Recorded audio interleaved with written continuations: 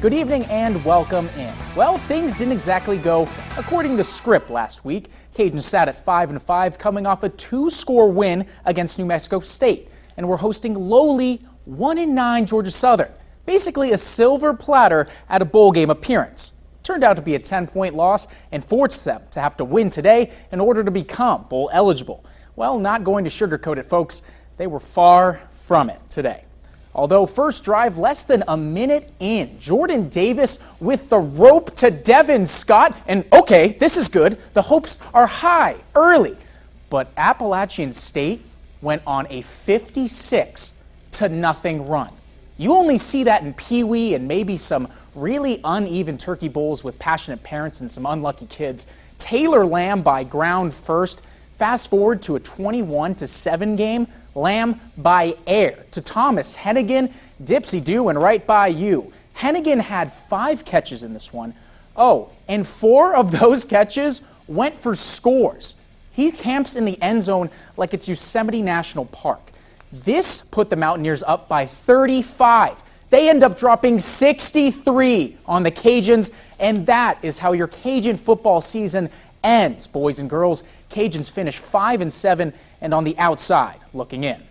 Now we take a look at the track record of UL over the past couple of seasons. Things have been trending down, but not the worst record in Hudspeth's tenure, as that came 2 years ago in 2015 with 4 wins. Obviously, his first 4 years were the model of consistency. 9-4 each year, and New Orleans Bowl titles in all of them, but now that seed of comfort is getting a tad toasty. Here's Hud on his job security. You know, I don't control any of that. You know, that's all for them to decide. And like I said, it's been a fun 7 years, and that'll be up to them. And so you're asking the wrong person. The Cajun men's basketball team took home a convincing 105-80 W against Nichols last night. The win extended the Cajun winning streak to 3 games, but this one looked a little different in the box score. Starting point guard Marcus Stroman was out with a hip injury, and it opened the door for all kinds of fun from the backups. Jonathan Stove putting in a career-high 23 points and 7 assists to turn some heads, and USC transfer Malik Marquetti put in 13 points as well. The team not missing a beat while missing the starting floor general. That's what I'm here to do, to make sure we win, keep us in the office, make sure we play the way we need to play. That's my job, that's my role. And not scoring, sometimes I got to score, sometimes I got to rebound, sometimes I got to defend, but just to do everything that we need to do to win.